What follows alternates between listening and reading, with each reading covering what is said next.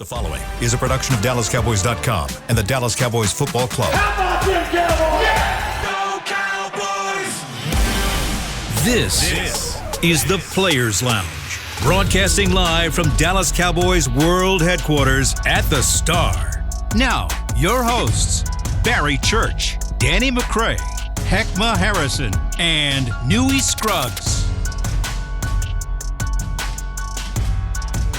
Players Lounge coming your way. SWBC Podcast Center here at the Star in Frisco, the world headquarters of the Dallas Cowboys. You know the crew, Danny McCray, LSU Bengal Tiger. They Great won job, this dude. weekend. Great job, man. Great job. Heckma Harrison is here in the house getting things done, and we've got Barry Church, the Toledo Rocket. They were trying to do well in the MAC here. Your head coach could be in play for the Michigan State job. So slide him up. You pay him an extra $42, he might stay. 42 ain't no. Prices probably gone up since then. Yeah. Cost of doing business. Yes. We back up. I am Newey Scruggs here. Players Lounge brought to you by Tostitos. Well, coordinators talked yesterday. Everybody's trying to explain exactly what happened. Mike McCarthy trying to explain what happened here. Let's start with defensive coordinator Dan Quinn, who said that there were three players who played well in that loss against Arizona: Tank Lawrence, Malik Hooker, and Deron Bland. I'll start with you, Danny. You agree? Listen, I trust Dan Quinn, okay? I trust Dan Quinn. I said yesterday that DeMarcus Lawrence played a hell of a football game. Okay, we did talk about Deron Bland a little bit. I'm assuming that we are focusing on 5 to 6 plays. He's focusing on the entirety of the game and the situations that he put him in. We don't know the schemes that he called, what his actual job was on each play. So some plays we might have seen him get beat, and Dan Quinn was like, hey, this is what they're running, and this is what I want you to play, and then react to everything else. Yeah. I haven't known Dan Quinn and Mike McCarthy to get out here and tell lies about players playing better than what they've been playing. So I'm not going to just all of a sudden start believing it now. He said Deron Bland played well. That means he played with effort, intensity, and he knew his technique, so I'm okay with it, okay? So Deron Bland, as we talked about yesterday, is A-okay, all right? And DeMarcus Lawrence is still saying, hey, follow me, play like I play, and then, you know what I'm saying, we'll have an effort. I think the biggest thing for me was he saw the same thing we saw. Yeah. Everybody didn't play with the same effort and intensity as we usually play with, all right? It was something going on to where we just weren't focused on the standard that we usually set as a defense throughout those first 2 games and actually all of last year.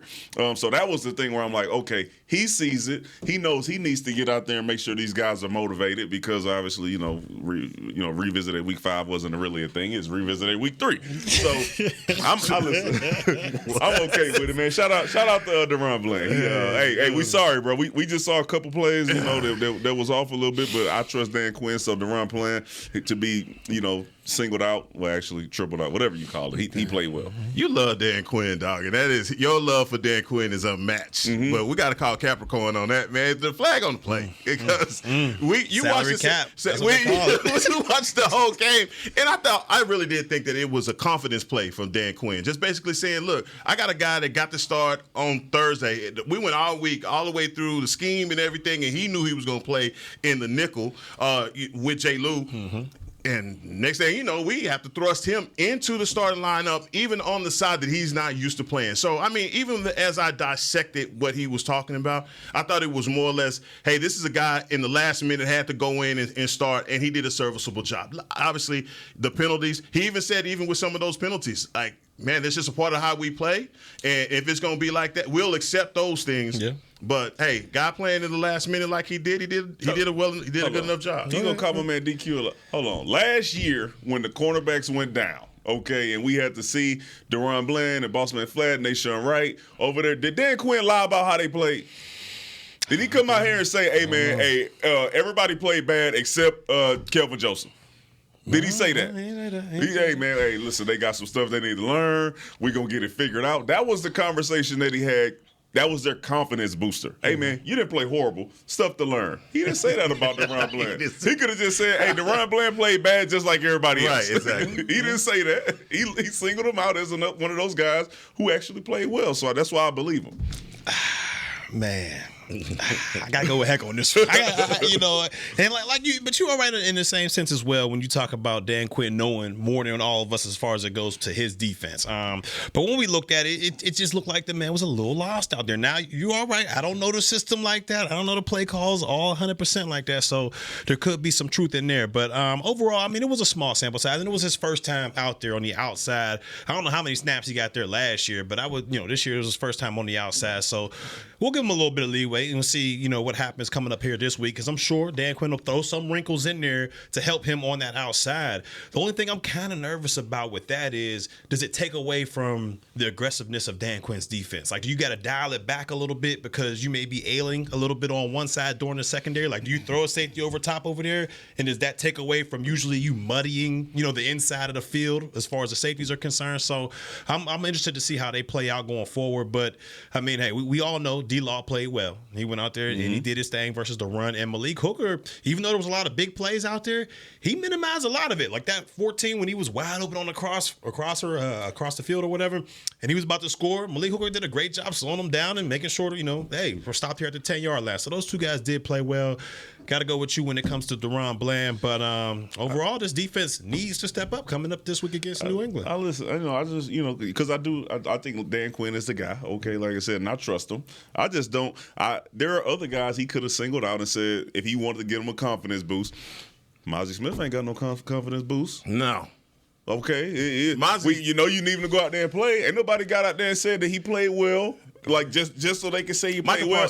Michael Parsons has. And if you trust, so if the guys in the locker room, in the defensive room, trust Dan Quinn, right? And we out here, and they in there, and Dan Quinn said, "You play well, you play well, you play well," and the whole meeting room is like, "Hold on, 26." He played well. Like then you just lose a little bit about what you feel about Dan Quinn. That's why I don't believe it to be true. But what do we know? We're not in there. You calling Robert Saleh? No. Out there each week trying to sell. He out there trying to sell his quarterback each week to his team. No. The look on his face says it all. Okay, but I'm not in the meeting room because you already know we sitting there like, hold on. You go back on Monday or Sunday night and y'all having y'all drink at the house or whatever. We lost and everybody like, hey man, what you call it? Play like garbage. What we gonna do about him? And then you get in the meeting room on Monday and like you hear, hey man, you played great. That's exactly what's gonna happen in that meeting room. Boys gonna be looking like, hold on, wait, he played good and I didn't, because you used to be so mad when Joe Baker was over there. Hey, you ain't lying. But this could be the case too. Boys could be looking at, hold on, I got a 69%. It could be on. We don't know. It could. It could. My vote is Dan Quinn is being honest with us and he's telling us the truth, and we'll see Deron Bland get better and better each week. Why you bringing the bad memories from a man like that? No, multiple times. What? I got a 75. He used to be upset about them lows. Man, because we all been there. Some cats get called out, but hey, don't. But everybody gets graded on the curve, and maybe that was him grading him on the curve based off of what happened this week. But I thought in the interview when he was talking about the first half versus the second half, he was very honest. And they asked him a question about the defense in total, and him saying that, look, this is a warrior crew. I expect for these guys to bounce back. And he just looked at it. He looked at the whole game and basically chalked it up to, look, man, they got us. It wasn't really nothing that you could say. And if you're looking for a bright spot, it may be one or two. Like 2, 3. He pointed at 3. On one hand, he said Dan Quinn's being honest about his assessment of the game, and the other one said 26 he was lying on. Hey, you didn't play well. 1 or 2. First half, 5 possessions, 5 scores for Arizona as they got out to a 21-10 lead here. So let's fast forward this thing. Hold on, wait. You didn't say nothing. Who is he telling the truth, or is he? Did Deron Bland play well, or is Dan Quinn just blowing smoke right now? My untrained eye, I felt like he was trying to keep the smoke off. Okay. Yeah. That's it. Okay. Confidence boost. I just want to know where you at, man. Like, I'm not going to give you people in the media the stick to go beat this guy up. So that's how I look. We know there are going to be times, and this is across sports from what I've covered. There are times when these coaches are like, I'm not giving you people in the media anything to write to get the guy down. My job is to pick million him. You all right? It's okay. You gonna be good, and not to have beat writer ABs. See, sucks. He ain't no good. Last year was a mirage. I mean, that's because there are people in the media waiting to do that. Him. It's the educated brother from the bank. It's Kareem Akbar. It's Deron Bland. He was the problem with the defense. See, I'm not starting that rumor on here. I ain't starting that rumor on here. I know Dan Quinn to be an honest guy, okay? I ain't starting that rumor on here. Now I'll say this. So Terry Francona is retiring as the manager of the Cleveland Browns. He won 2 World Series with the Red Sox. And one time he was asked, and he said, yes, I lie to you guys all the time, talking about the media. Because he's like, hey, look, there are times when what I need to do for me and my team, I don't need to let you all know exactly how I feel. So do I say some things? Because I got to go back in that room and I got to go get those guys to play. So that's why I say, my untrained eye, I can see him just, maybe he was all right, man. Don't just because he's not trying to give us anything. Okay. Which he could have said that. He played all right. Or he could have said, hey, everybody played away except DeMarcus Lawrence. And you would have been just fine with that. Nobody could attack the run blend because you're going to say Stephon Gilmore's in there, Jordan Lewis is in there, who we saw give up a long play. Yeah. He could have said plenty of things. But shout out to 26, okay? I got faith in you, dog. Even if these guys on the at the table don't have faith in you. That's not what we saying. I got faith in you, okay? Okay. Hey, look, man. I'm just playing. Nobody said that. Nobody's going to play 17 great games. Okay, nobody plays I'm 17 great games. It's hard to do that. But moving it forward here, New England had 157 yards of rushing against the Jets on 40 attempts. So we just saw the whole blueprint going way back to when the old head coach of Denver Broncos, Vic Fangio, said, this is the blueprint, guys. Bill Belichick is going to go and attack this team. You think? Running the ball. So if they got 157 against the Jets, they coming. As Deion said, we coming. Mac Jones is listen. Josh Dobbs ain't the most shifty quarterback or the fastest, but Mac Jones ain't even close to that. All right, so read option ain't gonna be a thing. Quarterback count, you ain't gonna be able to do some of that stuff with Mac Jones unless it's him. We rushing up the field and he's scrambling, getting the first down or two. So I don't think it'll be the same, but you gonna have to buckle up your chin strap. For Zeke and Stevenson, you're gonna have to, because that's what you're gonna see all game. They was it one game last year? They was in the snow. They ran almost every single snap. They only passed it 3 times, I think. Up in Buffalo, and it was raining this week. It was raining this week in Meadowlands. If you can't stop it, they gonna keep on coming with it. They're just gonna keep run until you figure out a way to stop it. So, and I think that's a good test for us because we need to know. We need to know. We really need to know. Was this an anomaly, or have we really fixed our problems that we had up front for the last 2 years? Hey, y'all remember when you used to be in high school and the teacher used to say, put your books away, it's pop quiz time? It's going to be like that. It's going to be like that every week. Pop quiz. Can y'all stop the run? And until they prove that they can stop the run, and until they prove that they can stop teams in 12 personnel, because we know Bill Belichick is the 12 personnel specialist. Yeah, he has won Super Bowls with having 2 tight ends, 2 killers, one literally and one figuratively. He can do that. He's the kind of guy. It just hit me like this. But for real. But you know that he has the kind of tight ends that can get it done. And so when it comes down to the running game, it's going to be, hey, like you said, buckle up your chin strap. It's gonna be buckle. You gotta buckle your chin strap, all right? Because look, Bill Belichick, we know defensively what he does is he tries to take away, what your offense does best. And coming from his offense, that's what they're gonna do. They're gonna come straight downhill on the Dallas Cowboys. And you said that 12 personnel. So it's gonna force the Cowboys to be in a bigger personnel. You might not see that big, 3 safety package that they usually run out there.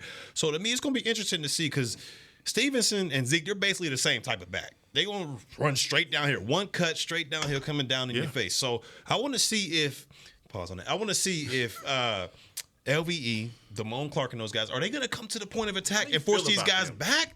Or are they going to do a lot of catching? Because that's what we saw last week against Arizona. You saw James Conner falling forward, 3-4 extra yards on there because guys are catching out there.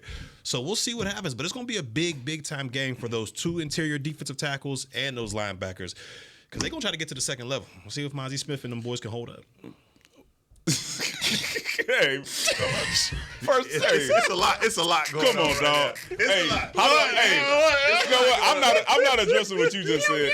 I heard Heck asked the question about how we feel about the linebackers, and you said it a little bit. I want to say this: they were confused last week. It reminded me it was a few years ago when we played the Baltimore Ravens, and we were seeing those clips of the misdirection that was kind of getting them confused, and it slowed our linebackers down. I think we saw that a couple times. Like they were catching because they were so far behind, then trying to fight off a block 4 yards down the field from a lineman because they weren't able to see where the ball was going. Read this way, pull across, and they're one step behind. That means that lineman is on you, and he's hooking guys, and all of a sudden you're trying to get out. We saw that a couple times during the game. I think Dan Quinn is going to help them buckle that up. It'll be a little different this week against the Patriots. Hey, let's squeeze our first break in here.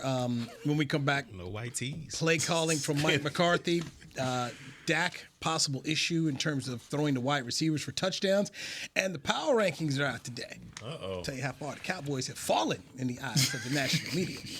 We'll discuss it next right here on the Players Lounge, brought to you by Tostitos on DallasCowboys.com radio. I'm Dak Prescott, quarterback of the Dallas Cowboys. And they snap it to Prescott, who looks right. It's not there. He escapes left. He'll run for a first down. Just like football, when it comes to crypto, it's important to have a team you can trust. With blockchain.com, I know I'm in good hands. Since 2011, they've been trusted by millions around the world to buy, sell, and trade cryptocurrency. Prescott's going to run this himself. Run it up the middle, and he scores. Whether you're new to crypto or an active trader, they've got you covered. What are you waiting for? Get started at blockchain.com. Hi, I'm Danny McCray, Dallas Cowboys alumni player here with Smoothie King. And Smoothie King wants to ask you, what's that sound? That's the sound of you and everyone else absolutely loving new smoothie bowls from Smoothie King. And woo, me too. These smoothie bowls start with acai and pitaya and are handcrafted with fresh toppings like sliced bananas, sweet berries, crunchy Purely Elizabeth granola, and a savory peanut butter drizzle. New smoothie bowls, only at Smoothie King, the official smoothie of the Dallas Cowboys. To kick off the 2023 NFL season, Hugo Boss teamed up with the NFL and Micah Parsons to launch an iconic apparel collection featuring hoodies, crews, t-shirts, polos, joggers, and more. The bold, unique apparel of the Boss NFL collection unites football and fashion while reflecting what it truly means to be a boss. Get yours today at nflshop.com/HugoBoss, at HugoBoss.com, and at Boss retail stores. #Be your own boss. We got big personalities. We got big hair, big belt buckles. We got fans all across this big state and enemies in every other one. We even got a big star on the 50-yard line. Smirnoff knows football is a we thing, an experience that is best enjoyed together. With good drinks and good folks home or away, we rally together. We cry together, and we always rally cry together because, most of all, we got big love for them boys. Smirnoff, we do game days. Please drink responsibly. Back to the Players Lounge. All right, your Cowboys head to Santa Clara to take on the 49ers in Week 5 of the 2023 season. Come out to Miller Lighthouse at AT&T Stadium on October the 8th for a free watch party presented by 7-Eleven. Cheer on the boys alongside the Dallas Cowboy cheerleaders and rowdy while enjoying $5 Miller Lights, barbecue, game day fare, and more. Gates open at 6 p.m. and kickoff is at 7:20. For more information and to claim your ticket, visit DallasCowboys.com/watch party. Go Cowboys. Thank you, Heckma Harrison. You are in the Players Lounge, brought to you by Tostitos. You got Heckma Harrison, Danny McCray, Barry Church, former Cowboys safeties. I'm Newey Scruggs. By the way, let's recap last night, Monday night with the Kings. Philadelphia with a victory of 25-11. D-Mac, you had Philly winning 30-24. Heckma, you had it 27-17. Philadelphia. Barry Church, you had Philly winning 24-17, and I was all wrong. Had Tampa Bay with an upset. That did not happen.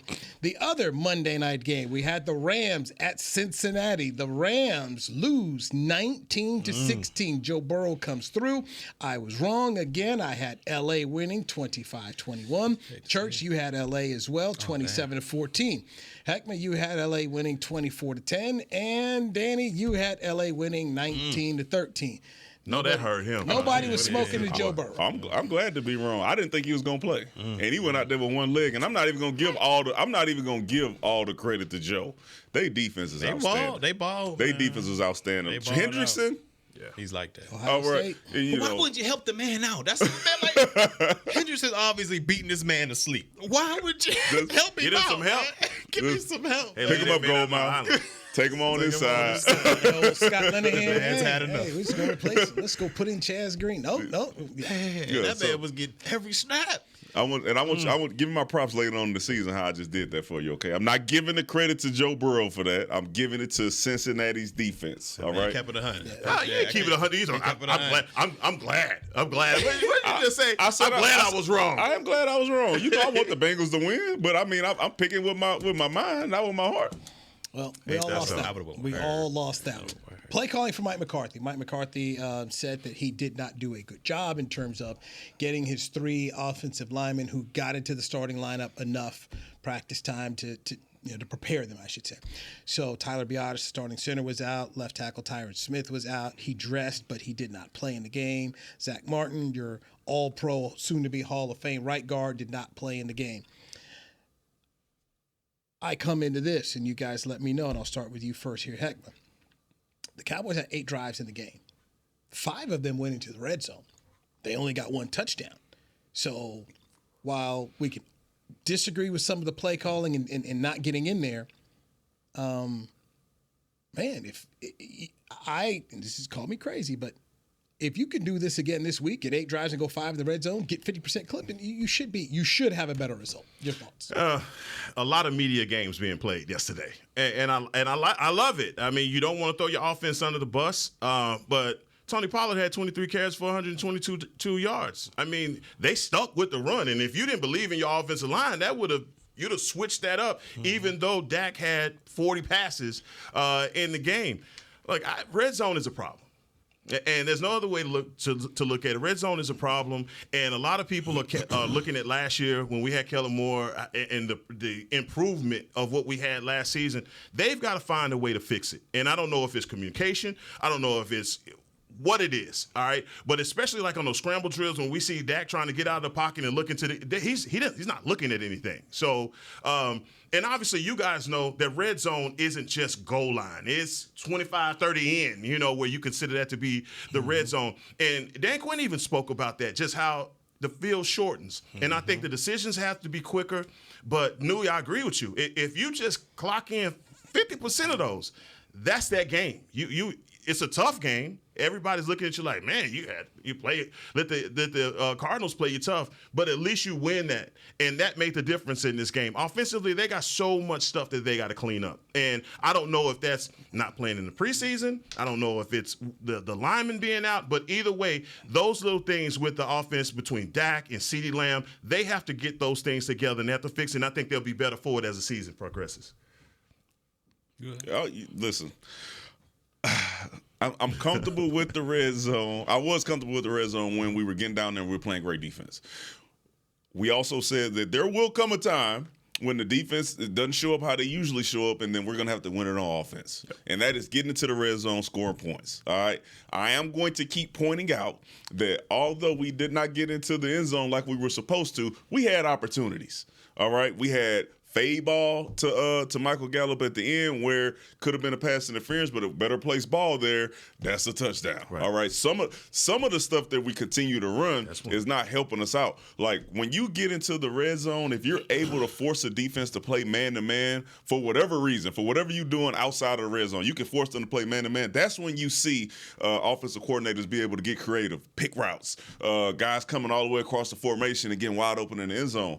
When you're not and they're able to play zone, it makes it a lot more difficult, especially, if you're having trouble, reading defenses or figuring out whatever's going on with Dak Prescott. But if you're not able to force them into man-to-man, it's going to make it more difficult for you. And those boots that you try to run, if you aren't forcing guys to step up and react to the run, and they're able to just turn and boot out and cover those tight ends that are coming across the field, it's nobody else. It's nobody. You're running out of space because you're already cutting off half of the field. So I think Mike McCarthy has to get a little bit more creative to figure out how we can open things up in the red zone. Because, like you said, it's already a condensed situation. Yeah, I think it'll get better. I think it'll get better. Once that offensive line gets more healthy, which we all understand, that could be 50-50. But once that offensive line gets a little more healthy, I think you'll see more runs down there in the red zone. They did a decent job this time, but they weren't able to punch it in like we've seen in years past. So I think once they can get that run game solid and consistent, then I think it'll open up more things. You'll see teams running more man-to-man coverage because they got to have more guys in the box to stop the run, and they'll be able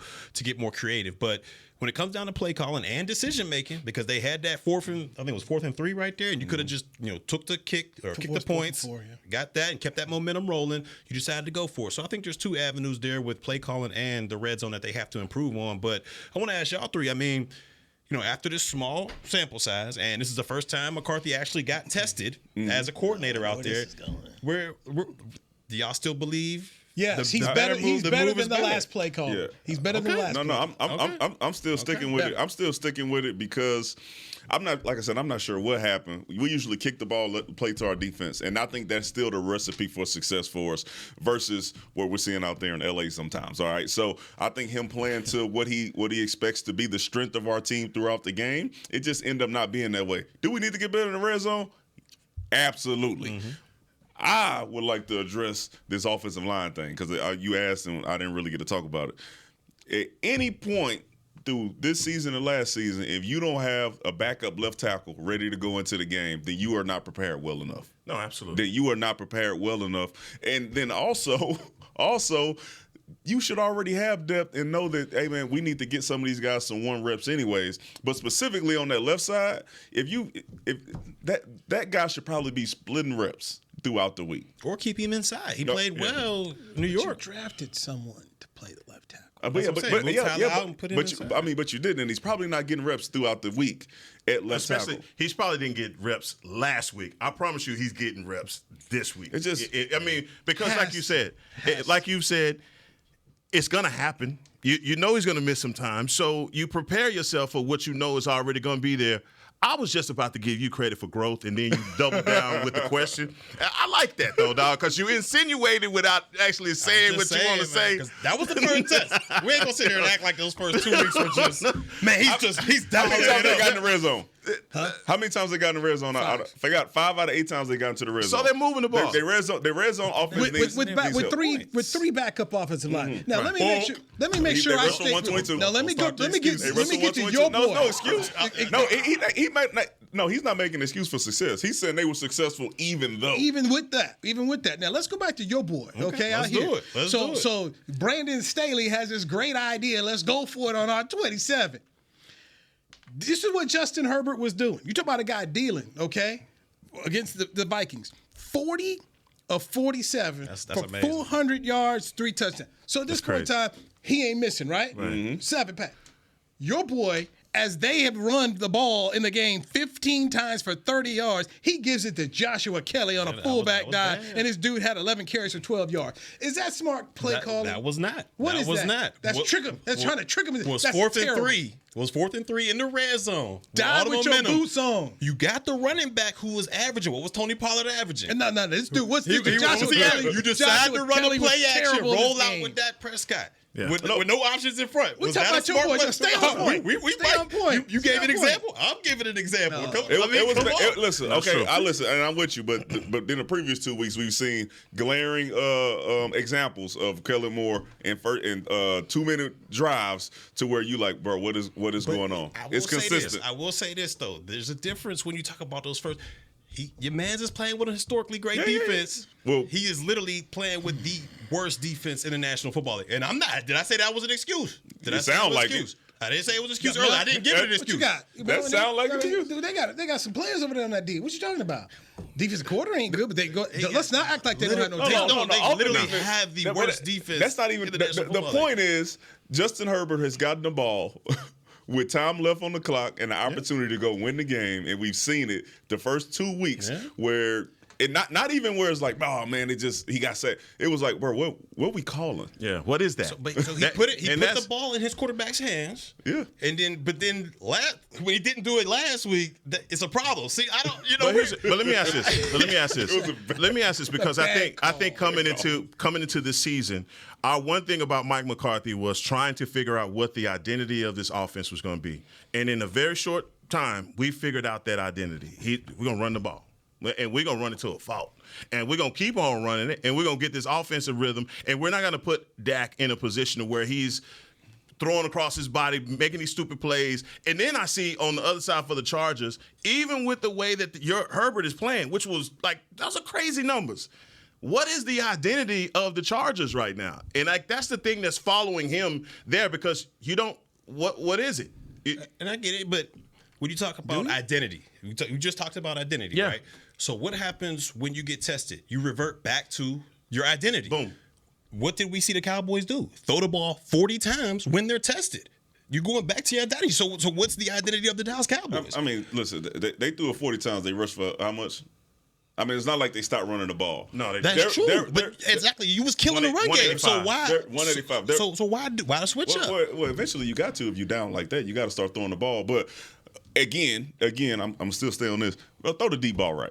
All right. When you're watching the film, you say, hey, man, we got these guys, and these could be big play opportunities. We got to keep taking the shots because, like, it's open. You have to keep trying to throw it, and, we just haven't been able to capitalize on some of those opportunities, unfortunately. Right, let's keep this going. Let's keep it going. I like the energy. Feels good. Feels good. You started Danny McCray, Heckma Harrison, Barry Church. I'm Newey Scruggs. Up He next. mad because we lost last night.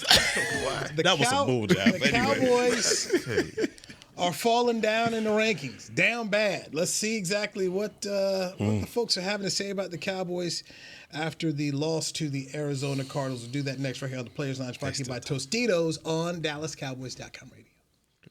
It's the official men's skincare brand of the Dallas Cowboys, Jack Black. And right now, Cowboys fans can get 15% off their $75 order. Plus, because every deal needs a playmaker, your order will include a free 5-piece skincare set and free shipping. The Jack Black Playmaker is 4 of Jack's favorites and a full-sized intense therapy lip balm. Make a play for the Playmaker at getjackblack.com/Cowboys with the code CowboysVIP. That's getjackblack.com/Cowboys with the code CowboysVIP. I'm Dak Prescott, quarterback of the Dallas Cowboys. And they snap it to Prescott, who looks right. It's not there. He escapes left. He'll run for a first down. Just like football, when it comes to crypto, it's important to have a team you can trust. With blockchain.com, I know I'm in good hands. Since 2011, they've been trusted by millions around the world to buy, sell, and trade cryptocurrency. Prescott's going to run this himself. Run it up the middle, and he scores. Whether you're new to crypto or an active trader, they've got you covered.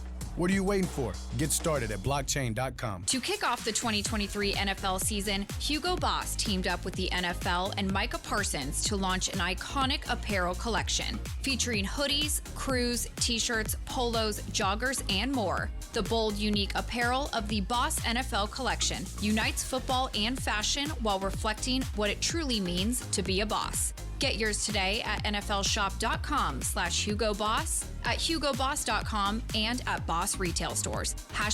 #Be your own boss. We got big personalities. We got big hair, big belt buckles. We got fans all across this big state and enemies in every other one. We even got a big star on the 50-yard line. Smirnoff knows football is a we thing, an experience that is best enjoyed together.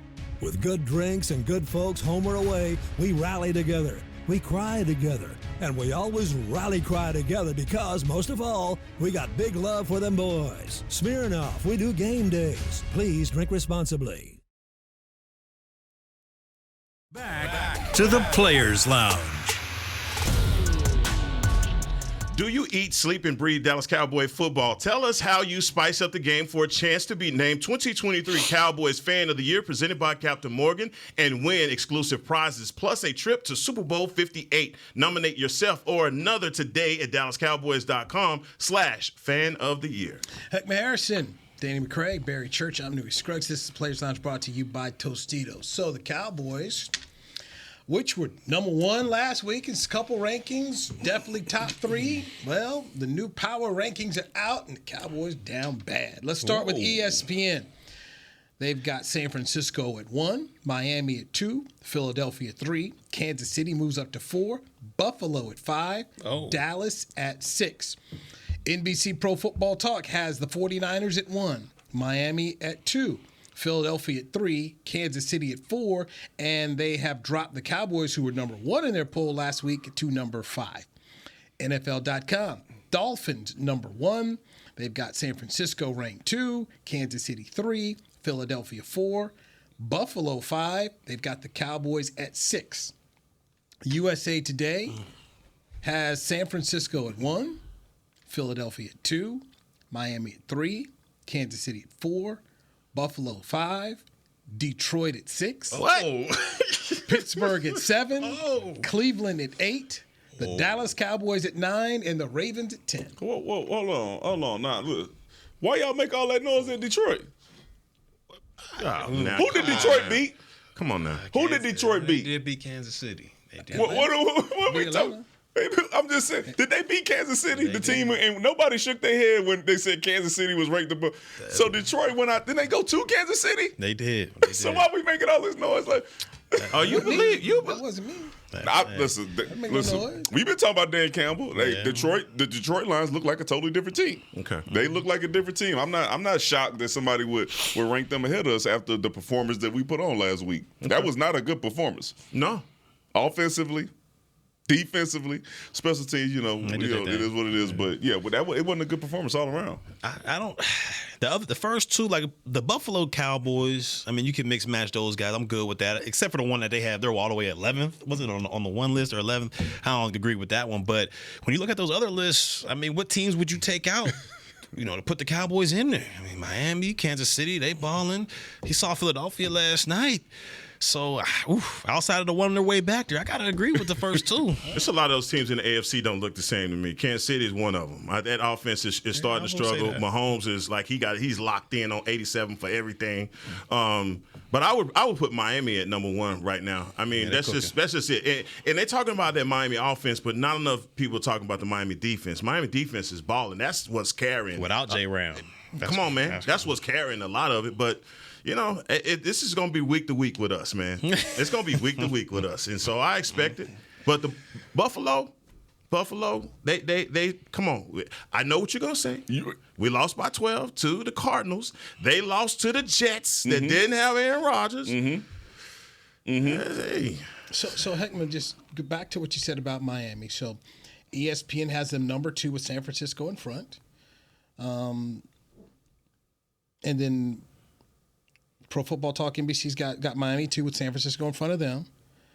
And then NFL.com's got them number 1. And then USA Today has Miami at 3 with Philadelphia and San Francisco in front of them. Any issues with that at all? No, I don't. Who's in front of them? I don't. Okay. I just think, 1, 2, you can't be wrong on that because of San Francisco's defense. I think they're going to always get the benefit of the doubt. I think, 13-game winning streak in the regular season right now? It's crazy. Okay. But Miami, to me, they're the hottest team in the NFL. And so whatever they got going on with Tua, Soul Brother number 1, it's man, they working it. That's that's type of stuff happening after you go out there and put up 70 on Denver. Like we forgot about Denver. Yeah. We watched Denver all last season, and then Sean Payton got there, and we like, all right, it might be a little different. They got 70 put up on them, and if you watch the tape, and they stop. If you watch the tape, them boys weren't playing no defense. You getting beat by 50 to 20. I'm telling you, you like, hey bro, run the clock. And that's in them players' head like, bro, we got to get up out of here. I'm not trying to taste Tyreek Hill around here.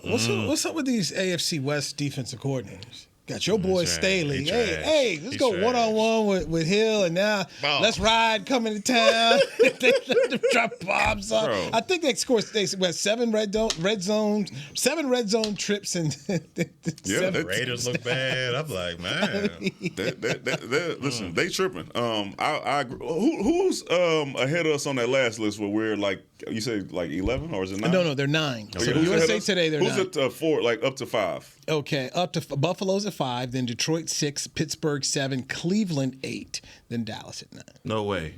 I mean, come on, Cleveland. Is that an argument? Cleveland? Nah, I don't know.